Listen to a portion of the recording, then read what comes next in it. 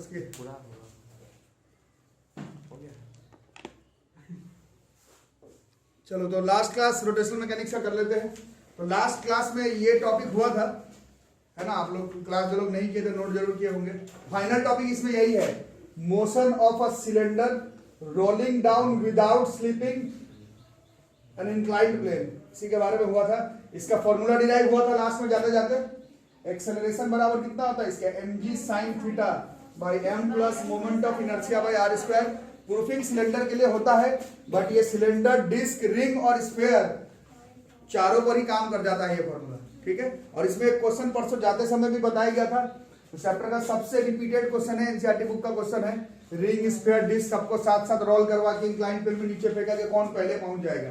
तो वो तो बुक का क्वेश्चन था, और मेंस रीड में भी और स्कूल एग्जाम में भी कई बार पूछा जा चुका था, तो वो आप लोग बना लिए। अब उसी का समकक्ष एक क्वेश्चन है, अब सिर्फ एक रिंग है और एक डिस्क है, इनिशियली एट रेस्ट है, साइड बाय साइड है, top of an incline plane पर है, which makes an angle of 60 degree with the horizontal है। They start to roll without slipping, इसके नीचे लाइन खींच लेना, क्योंकि वो सारा फॉर्मूला काम ही तब करता है जब विदाउट स्लिपिंग का काम ही हो। हाँ, at the same instant along the shortest path, मतलब ऐसे ही आ रहा है सब, ठीक है। तो दोनों साथ में पहुंचेगा कि अलग अलग पहुंचेगा? क्यों? क्योंकि परसों आप लोग पढ़े थे कि दोनों का क्या अलग अलग है, एक्सेलरेशन अलग अलग है। तो एक्सेलरेशन अलग अलग है तो फेंकेंगे तो साथ में, फेंकना नहीं है, छोड़ना है। साथ में छोड़े पर गिरेगा अलग अलग टाइम पर, तो दोनों के बीच का जो टाइम डिफरेंस है वो दिया हुआ 2 माइनस √3 बाई √10 सेकेंड। तुमको बताना height of the top of the incline plane कितना हो जाएगा, ये वाला हाइट बताना है कितना होगा। This height you need to find, ये वाला हाइट जो है जहां से इसको फेंके, मतलब जहां से इसको लपेटते हैं हम लोग नीचे, वो हाइट बताना है कितना होगा। हो जाएगा? नहीं होना तो चाहिए, बाकी क्वेश्चन आ गया समझ में, है ना? ऐसा ही फॉर्मूला में परसों बोला था, ये लास्ट फॉर्मूला रोटेशनल मैकेनिक्स का 95% बच्चे ये टॉपिक पढ़ करके भी नहीं जाते, जबकि आपके एनसीईआरटी बुक में भी मेंशन है एज अ क्वेश्चन, नहीं एज अ फॉर्मूला। ये फॉर्मूला याद करना है, गोल घूमता हुआ बॉडी इंक्लाइन प्लेन पर नीचे गोल गोल गोल घूमते हुआ आए तो उसका एक्सेलरेशन कितना होता है आपको मालूम होना चाहिए। तो अब हमारे पास कौन कौन है, एक बार रिंग आ रहा है और एक बार डिस्क। तो कैसे कैसे करके हाइट निकालना है, इसको s मान लेते हैं, है ना? तो ये h, ठीक है। देखते हैं क्या करना है इसे। सबसे पहले दोनों का एक्सेलरेशन निकाल के रखते हैं, निकाले थे परसों लास्ट में जाते समय निकाले थे। तो एक बार बता दो कौन कौन सा है। रिंग का कितना आ जाता है, g/2। जो लोग नई क्लास के इसी फॉर्मूला में डालना है, mg sin theta by m plus moment of inertia डालोगे, रिंग का बाई r स्क्वायर करोगे, आंसर आ जाएगा। परसों करवाया गया है, रेडियस है कैपिटल R था। और नहीं पढ़ो तो पढ़ो, ये सब करवा दिया गया, क्लास खत्म। और एक कौन है इसमें, इसका कितना था, 2/3 g sin थीटा, दोनों इसी से लपेटाते हुए नीचे की तरफ आ रहा है ना? और टाइम का डिफरेंस तो होना ही है, और बताना है कि कौन पहले आ रहा है वो नहीं बताना है, दोनों के बीच का टाइम का डिफरेंस है। इस डेटा से हमें क्या बताना है, इस डेटा से हमें हाइट बताना है। हाइट वर्ड कहीं पे लिखा, हाँ, then the height of the inclined plane बताने का, ठीक है। कैसे कैसे होगा तुम ही लोग बता दो। इसके बाद अब मेरा क्या है रोल प्ले, मेरा तो अब इसमें शायद कुछ रोल प्ले बचा नहीं। पहले किसका बात कर ले, पहले रिंग का है ना। फॉर रिंग तो नीचे S is equal to ut plus half, ठीक है। ये S का नाम S ही है, शायद ये पहले रेस्ट में था। So this is half A, इसका देखे A, ये रिंग g/2 इंटू इसका T कुछ आएगा, ठीक है। अच्छा, ये S तो निकालना नहीं, हाइट निकालना, तो थोड़ा ट्रिग्नोमेट्री का यूज कर लेते हैं। ये h बराबर कितना हो जाएगा इस डायग्राम से, ये अगर s है, ये अगर थीटा है, तो this will be, oh 60 degree दिया हुआ, बढ़िया बात। तो ये this is s sin 60 degree, है ना? This is s sin 60 is √3/2, ठीक है। तो नहीं, मेरे को s चाहिए ना, s बराबर कितना हो गया, s बराबर 2h/, तो यहाँ पर s के जगह पर, वैसे दोनों में s सेम होने वाला था तो मैं इक्वेट करने वाला था, इसीलिए मैं नहीं लिख रहा। 2h/√3, बहुत बढ़िया, इज इक्वल टू, चलो यहाँ हाफ, g का वैल्यू 10 दिया हुआ है, 10/2, दिस इज 5, फिर से √3/2 इंटू T1 स्क्वायर, कुछ कटा नहीं तो T1 की स्क्वायर, ये सब सही से बताए हो ना। T1 का स्क्वायर बराबर कितना होगा बताओ, 2 2 4 8h भाई नीचे 15 क्या, बस ना, बस इतना ही। T1 का स्क्वायर रहने देते हैं, यह रिंग का डिस्क का निकालते हैं, डिस्क का फिर वही s बराबर ut plus half at square. जो लोग सीखने समझने के लिए नहीं है उन लोग मेरे से कोचिंग मत करो, कोई फायदा नहीं है। u फिर 0 है, 2g sin थीटा, बहुत सारे दूसरे टीचर्स हैं, जाके वहां पढ़ लो, कोई दिक्कत वाली बात नहीं है। ये कटा 10 √3/, ये 3 भी है, इंटू T2, बताओ T2 का स्क्वायर 12h 3 2 बाई, इसको थोड़ा काट लेते हैं और काट सकते हैं, इधर भी 15 तो 15 ही रहने देते हैं, ठीक है, ये हो गया। अब दोनों का डिफरेंस दिया हुआ है। अच्छा पहले तो कंफर्म करना पड़ेगा, डिफरेंस वाला बात है ना, तो डिफरेंस हमेशा बड़ा से छोटा होता है, तो ज्यादा टाइम किसमें लगेगा, इसमें, ये 8h/15 है, ये 6h/15, ये ज्यादा है, ये टाइम ज्यादा है, डिफरेंस हमेशा बड़ा से छोटा ही माइनस करना है ना। तो according to question T1 - T2 दिया हुआ है, थोड़ा मैथ का भी कमाल होगा इसमें, ये देखो पूरा आ रहा है, 2 - √3/√10, तो हमें, हमारे पास तो स्क्वायर है, क्या करें,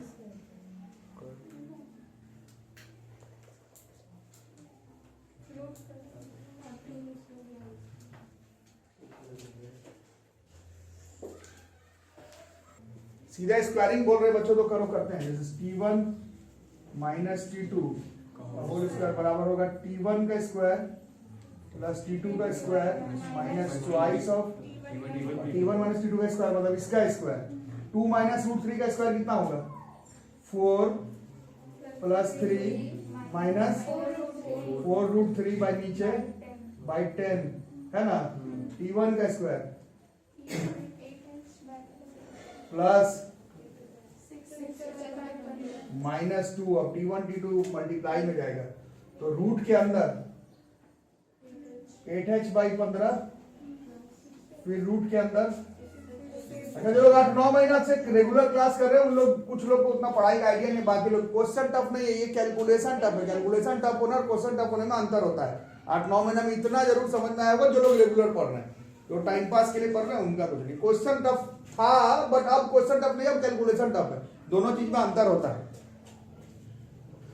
बाकी देखते हैं, 7 माइनस इधर 14h/15, ऊपर से ऑप्शन भी नहीं है, डैश है, थोड़ा समझ के ही करना पड़ेगा, -2 √15 × √15, h इंटू h है तो एक h बाहर आ जाएगा रूट में, और उपाय √48 का नहीं लग पाया, √48 को क्या लिखते हैं, 4 × 12, मतलब 2√12, कुछ और भी हो सकता है ना, 4√3 लिख सकते हैं, है ना, 4√3 हुआ ना, 4√3 लिखते हैं, तो 4√3 का यहाँ पर काम पड़ेगा, 4 श्योर ना, ओके। अब 7 माइनस 4√3/10, आगे 14h - 8h √3/10, 15, 5 के टेबल में ये पूरा आ रहा है सर, यहाँ कर देता हूँ, ये वाला आ जाएगा, क्रॉस मल्टीप्लाई की जरूरत है बस, करो 21 12√3 is equal to minus 16h। अब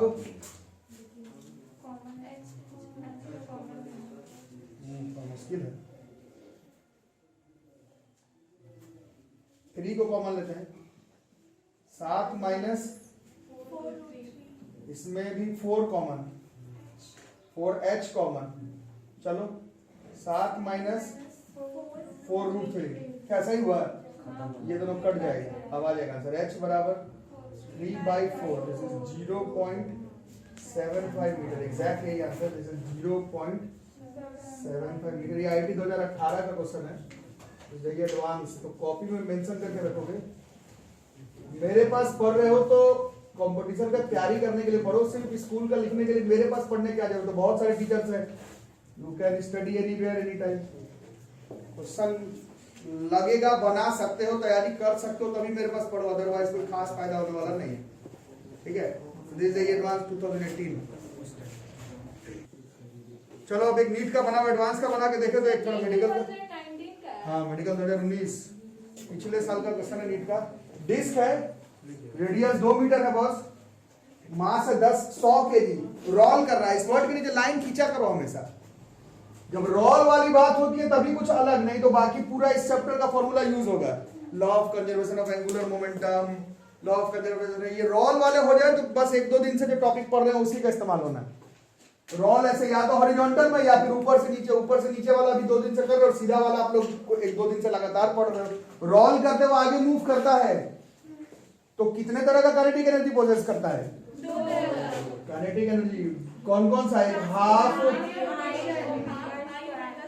प्लस, ठीक है। ये क्यों निकाल रहे हैं, क्योंकि जितना इसका गोल घूमते हुए का काइनेटिक एनर्जी होगा, तुमको तो उतना ही वर्क लगाना पड़ेगा ना उसको रोकने के लिए, जितना काइनेटिक एनर्जी उतना तुम लगा दो रुक जाएगा, ठीक है। निकालते हैं, ओमेगा को मैनेज करना पड़ता है, सीखेंगे इस चैप्टर में लगातार, v बराबर r ओमेगा से, तो ओमेगा को हटाना पड़ेगा, ओमेगा की जगह पर v square plus half, m का उपाय है कहीं पर, हाँ है, और v का भी उपाय, ये v of centre of mass होता है, एकदम स्पेसिफिकली कॉपी में देखो मेंशन भी है, और मेंस नीट में मेंशन किया हुआ भी रहता है, कॉपी में भी यहाँ पर velocity of centre of mass लिखवाया हूँ, यहाँ पर पहला दिन ये टॉपिक हुआ था। बाकी अब मैनेज है हाफ आई, अब आई है डिस्क का, अच्छा आप समझ में आ रहा है क्यों मैं बोला था कि फॉर्मूला का प्रूफिंग mr²/2 होता है, mr² होता है, ये स्कूल एग्जाम में काम आएगा, मेंस नीट के लिए तुम आई का फॉर्मूला याद करके चलो तो भी मेरा तुम्हारा काम बन जाएगा, स्कूल एग्जाम तो होते रहता है, फॉर्मूला याद नहीं तो क्या ही डिराइव करके उखाड़ लोगे, फॉर्मूला याद नहीं रहा तो।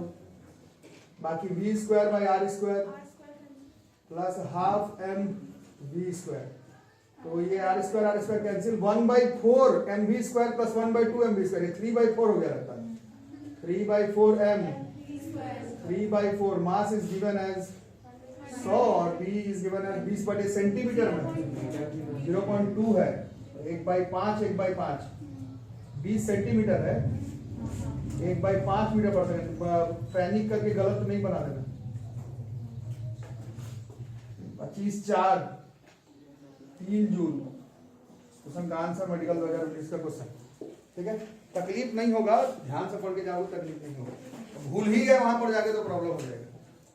आई का प्रूफिंग, सेंटर ऑफ मास का प्रूफिंग घर पे पढ़ते रहना, ट्यूशन टीचर को मतलब मेरे को तुम क्या प्रूफ करके आए उससे मेरे को उतना लेना देना नहीं है, तुम फॉर्मूला याद रखो, सेंटर ऑफ मास का, मोमेंट ऑफ इनर्शिया का, रोटेशनल एनालॉग का, काम बना हुआ रहेगा। काम बनाने से मतलब है, काम बनाना मतलब जब आप लोग 11th में एडमिशन लिए थे मैं तभी से बोल रहा हूँ, काम बनाने का मतलब होता है एग्जाम निकालने का, परीक्षा निकालो हटो, उतना फिजिक्स सीख के, मैथ सीख के, केमिस्ट्री सीख के क्या ही उखाड़ लोगे। कौन है डैश, इस बार मेंशन है इंटीजर बिटवीन 0 से 9। क्वेश्चन का मीनिंग बताओ बच्चों, अपने से बताओ। पर्सन है, उसका मास कितना दिया हुआ है, वो स्टैंड कर रहा है कहां पर, रिम है सर्कुलर प्लेटफॉर्म पर, सर्कुलर प्लेटफॉर्म है, सर्कुलर प्लेटफॉर्म के एंड पे लड़का खड़ा हुआ है, ठीक है, एंड पर जो है वो बॉय जो है वो खड़ा हुआ, ठीक है, और ये सर्कुलर प्लेटफॉर्म रोटेट कर रहा है किस स्पीड से? Circular platform, this is 5 revolutions पर मिनट। अच्छा, आंसर आरपीएम में ही देना है, मतलब कन्वर्ट करने का जरूरत नहीं है, क्वेश्चन में लिखा हुआ है डैश आरपीएम, तो ओमेगा का यूनिट आरपीएम में नहीं होता है, ये तो मैं गलत लिख रहा हूं, बट ऐसे ही आंसर भी आरपीएम में देना है, इसलिए अभी समझाने के लिए आरपीएम ही लिख दे रहे हैं। ये सर्कुलर प्लेटफॉर्म पे खड़ा हुआ है और ये जो सर्कुलर प्लेटफॉर्म है वो रोटेट कर रहा है कितने स्पीड से? 5 आरपीएम पर। अब बोल रहा लड़का धीरे धीरे सेंटर ऑफ द प्लेटफॉर्म की तरफ आ गया, आ रहा है। पहले बताओ कि एंगुलर स्पीड जो है उस प्लेटफॉर्म का बढ़ेगा या घटेगा, फिर सॉल्व करना। बढ़ेगा या घटेगा? नजदीक आ रहा है तो क्या कम हो रहा है? हाँ, radius of moment of inertia. तो law of conservation of angular momentum से अगर मोमेंट ऑफ इनर्शिया कम हो रहा है तो एंगुलर वेलोसिटी जो है वो तो वही निकालना है। पहले 5 है जब लड़का साइड में खड़ा हुआ है और ये पूरा जो प्लेटफॉर्म में रोटेट कर रहा है, लड़का चलते हुए एकदम सेंटर की तरफ आ जाएगा। आई कमेगा कंफर्म है और ओमेगा बढ़ेगा कंफर्म है। पहले 5 आरपीएम पे है, अब कितने आरपीएम पर हो जाएगा वो आपको बताना, ठीक है, बताना ही पड़ेगा। ट्यूशन रूम में बैठे हुए और ये सब नहीं बना पाना या फिर डिस्कशन में भी भाग नहीं ले पाना, it will not help either you और मी। किसी का मदद नहीं होगा अगर हम लोग इस तरह का क्वेश्चन नहीं बना पाए तो, ठीक है। अच्छा, कुछ लोग तो समझ गए ये डायरेक्ट क्वेश्चन है किसका? This is direct question of law of conservation of angular momentum. जब पढ़ा रहा था, जो लोग ईमानदारी से सुने हैं, ये टॉप 10 टॉपिक में से है, मतलब 11 12 मिला करके अगर 10 टॉपिक गिन के पढ़ना हो कि इससे क्वेश्चन लड़ेगा ही एग्जाम में, तो उसमें आता है law of conservation of angular momentum. Law of conservation of momentum भी आता है टॉप 10 में, और law of conservation of angular momentum भी आता है उसमें, इंपॉर्टेंट टॉपिक है law of conservation of angular momentum,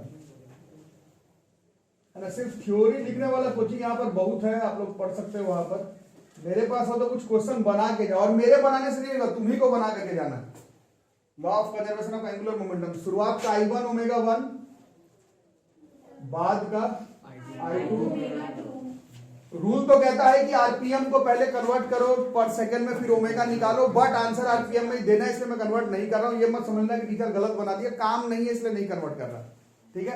अब पहले डिसाइड कर लेते हैं कि आई किसका किसका होगा पहले। हाँ, पहले में वो जो डिस्क का खुद का, डिस्क का खुद, डिस्क का, और वो जो आदमी खड़ा हुआ उसका, इनटू ओमेगा 1, है ना। बाद में किसका किसका होगा? जब वो आदमी सेंटर ही की तरफ आ गया तो सिर्फ डिस्क आदमी का क्यों नहीं होगा? क्योंकि एम के स्क्वायर एम आर स्क्वायर होता है, वो आर 0 हो जाएगा। जब वो लड़का सेंटर की तरफ आ जाएगा तो सेकंड वाले केस में मैन का जो मोमेंट ऑफ इनर्शिया है सेकंड वाले केस में 0 हो जाएगा, लेकिन डिस्क वाला बच जाएगा, इनटू ओमेगा तो हम लोग निकाल लेंगे, ठीक है। तो पहले वाले में डिस्क का फॉर्मूला क्या बनता है? और एरा बॉडी का हमेशा ही एम आर स्क्वायर होता है, एम के स्क्वायर। एम लड़के का एक्सिस ऑफ रोटेशन आर है, तो एम आर स्क्वायर। डिस्क का तो डिराइव करके निकालो M R square by 2। But एरा नथु का कोई भी बॉडी है एक्सिस ऑफ रोटेशन, उसका moment of inertia will always be M R square. Disc वैक्स वाला क्वेश्चन किए, इंसेक्ट वाला क्वेश्चन किए हैं, और हाँ, तो डिस्क वगैरह का, स्फीयर का, रिंग का तो डिराइव्ड होता है, ऐसे एम आर स्क्वायर होता है ना। इनटू ओमेगा 1 इसका दिया हुआ था कुछ 5 का शायद, आरपीएम में है इसलिए कन्वर्ट नहीं किया। दूसरे में मैन का 0 हो जाएगा क्योंकि मैन सेंटर की तरफ आ जाता है, एम आर स्क्वायर में आर ही 0 हो जाएगा, और डिस्क का तो बच ही जाएगा। अच्छा, ये एम अलग अलग है, यहाँ पर गलती हो जाता है। डिस्क में मास तो डिस्क का लोगे ना, और लड़का का जब मोमेंट ऑफ इनर्शिया लोगे तो मास तो लड़के का लेना है। ये सब के वजह से भी पूरा क्वेश्चन गड़बड़ हो जाएगा, है ना। इन सबसे बच के रहना। डिस्क वाला अभी भी बचा हुआ है, तो मास डिस्क का R square by 2 into omega 2, M R square by 2 होता है ना। चलो अब बताओ डिस्क का मास कितना था? 2 केजी। और आर कुछ है या कट जाएगा? कहीं नहीं, मतलब कट जाएगा, नहीं है तो कट जाएगा। मास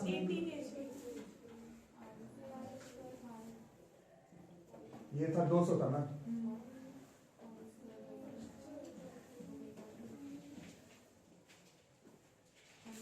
100, 180, 900, क्या आर स्क्वायर इधर से 100 R square 2 R square cut गया।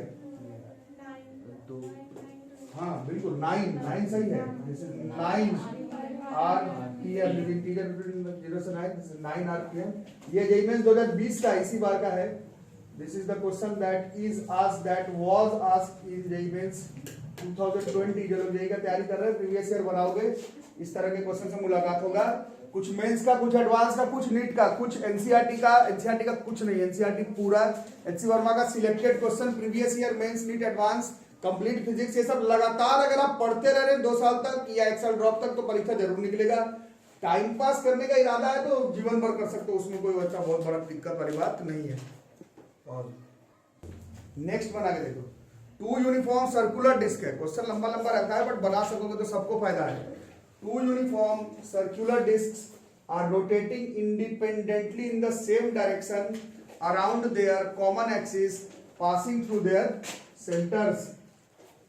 Moment of inertia and angular velocity I1 है ना, I1 पहले वाले का कितना दिया हुआ, फर्स्ट डिस्क का 0.1 kg मीटर स्क्वायर, और ओमेगा 1 पहले वाले का दिया हुआ 10 रेडियन पर सेकेंड। और एक दूसरा वाला भी है, ये दूसरा वाला भी है,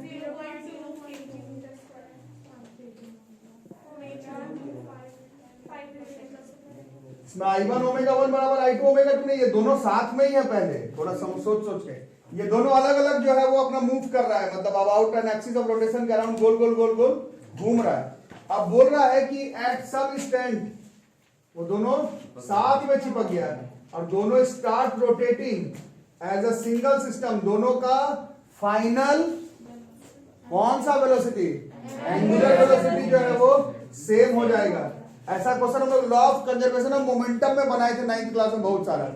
लड़की आ रही है, दौड़ रही है, स्केटबोर्ड के ऊपर कूदी, लड़की और स्केटबोर्ड दोनों का कॉमन वेलोसिटी सेम हो गया।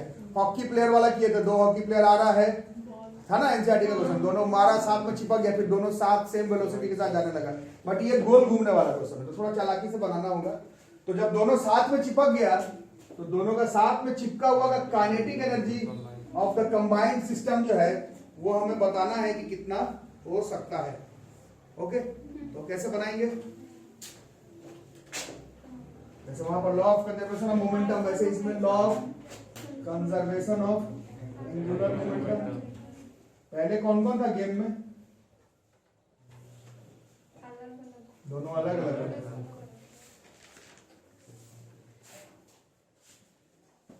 This is like I1 omega 1 plus I2 omega 2, दोनों फिर दोनों साथ में आ गया, तो इसका ओमेगा तो सेम हो गया, और I1 प्लस इंटू ओमेगा। जो लोग 9th क्लास ईमानदारी से पढ़ते मोमेंटम वाले m1 v1 plus m2 v2 बराबर दोनों साथ में हो जा रहा था, m1 plus m2 into v।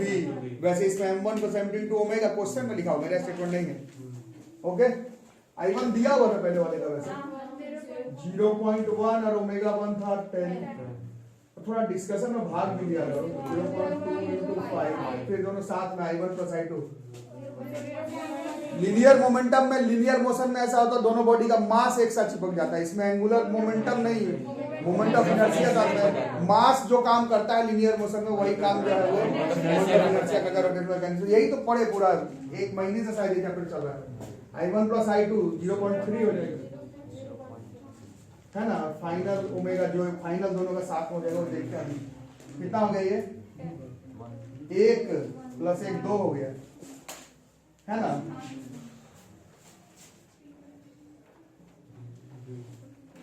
बीस बाई 3 रेडियन पर सेकेंड। बट ये नहीं निकालना है, फाइनल काइनेटिक एनर्जी निकालना है गोल घूमते। फाइनल काइनेटिक एनर्जी बोलो हाफ आई, तो अभी तुम लोग खुद ही बोलोगे जुड़ गया, और ओमेगा एफ का स्क्वायर जो फाइनल वाला, यही ना होगा। दिस इज टोटल 0.3 ना, इंटू 20 का स्क्वायर, अच्छा का स्क्वायर 3/10 400/9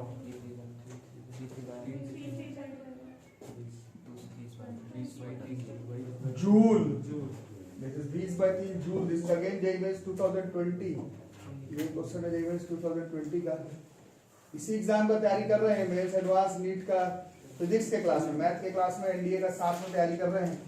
नहीं बना सकोगे तो तुम्हारा प्रॉब्लम है, किताब का प्रॉब्लम नहीं है कि हम इस बुक से नहीं पढ़े तो हमसे मेंस एडवांस नीट नहीं निकला, हम इस कोचिंग में नहीं पढ़े तो हमसे मेंस एडवांस नीट नहीं निकला।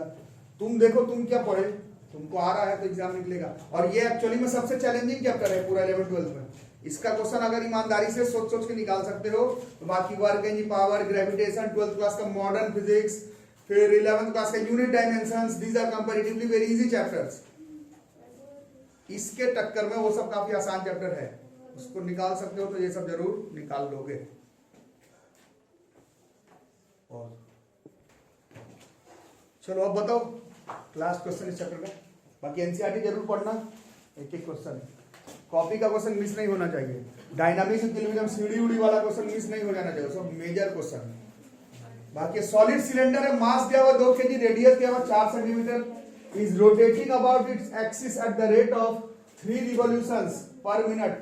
Torque required to stop it after 2 pi revolutions is, यही तो चैप्टर का समरी था। एक सॉलिड सिलेंडर है, वो गोल घूम रहा है, गोल घूम रहा है मतलब उसके पास एंगुलर मोमेंटम, और इस पूरे चैप्टर का समरी, गोल घूमता हुआ बॉडी को रोकना है तो तुमको उसको क्या लगाना पड़ेगा, टॉर्क। चलते हुए बॉडी को रोकना है तो उस पर फोर्स, गोल घूमते बॉडी को रोकना है टॉर्क। चलते हुए बॉडी का प्रॉपर्टी है लीनियर मोमेंटम, गोल घूमते हुए बॉडी का एंगुलर मोमेंटम। वहां पर लीनियर मोमेंटम कंजर्व, यहाँ पर एंगुलर मोमेंटम कंजर्व। फॉर्मूला आप लोगों को रोटेशनल एनालॉग कई बार लिखवा दिया हूँ, रूल तो कहता है एंड में एक बार और लिखवा दूं, बट आप लोग लिखे हैं रोटेशनल एनालॉग, जो लीनियर में काम करता है रोटेशनल में किस तरह से काम करेगा।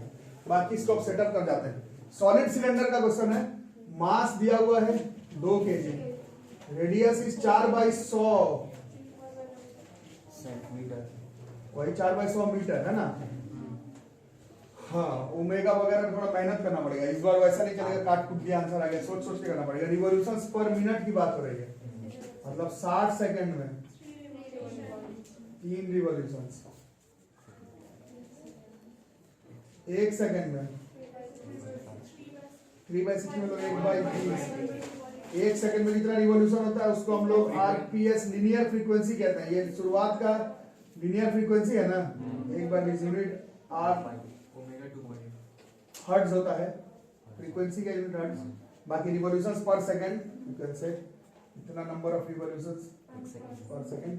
खैर इससे ओमेगा निकालना पड़ेगा, omega naught is 2 pi f 2 pi 1/20 pi by 10 radian पर सेकंड।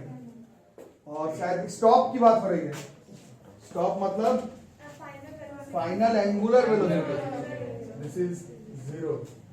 और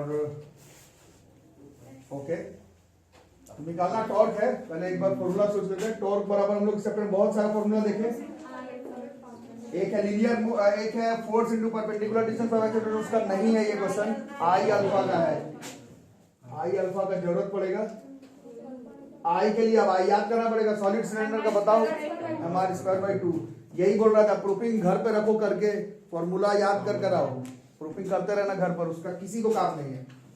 mr²/2 इंटू अल्फा, मतलब अल्फा का उपाय करना पड़ेगा, है ना, है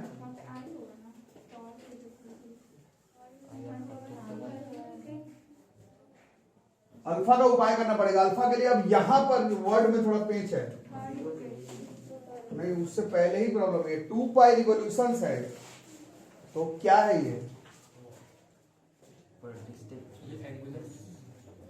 2 pi बार घूमा है, इसका क्या मतलब हुआ, ये वर्ड में पेच है, इसमें थोड़ा ध्यान से। एक बार घूमता, एक रिवॉल्यूशन घूमेगा, एक रिवॉल्यूशन घूमने पर 2 pi एंगल रोटेट होता है, थीटा का वैल्यू होता है ना, 2 pi रेडियन एक रिवॉल्यूशन में। इस पर घुमा ही 2 pi बार है, इस ये क्वेश्चन बहुत लोग का गलत हो गया था एग्जाम में। 2 pi रिवॉल्यूशन है तो दिस विल बी 2, एक रिवॉल्यूशन में 2 pi रेडियन। अरे आ रहा ना समझ में, एक रिवॉल्यूशन मतलब 360 डिग्री मतलब 2 pi रेडियन, ये 2 pi रिवॉल्यूशन है, 2 रिवॉल्यूशन नहीं। अभी तक आप सारा क्वेश्चन में 2 रिवॉल्यूशन, इसमें रिवॉल्यूशन ही 2 pi है, तो this will be 4 pi r square हो जाने का। आर नहीं, 2 पाई रेडियन, ठीक है। तो 2 पाई रिवोल्यूशन इज 4 पाई स्क्वायर, इतना एंगल घूम जाएगा रेडियन में, और ये एंगुलर डिस्प्लेसमेंट 4 पाई स्क्वायर हो जाएगा। एक रिवोल्यूशन में 2 पाई रेडियन, तो 2 पाई रिवोल्यूशन में, तो 2 pi into 2 pi, this will be 4 pi square. It's a tough question, question tough नहीं बट बहुत लोगों का गलत है एग्जाम में। अब आप लोग बता रहे थर्ड इक्वेशन का साइज यूज करना हो,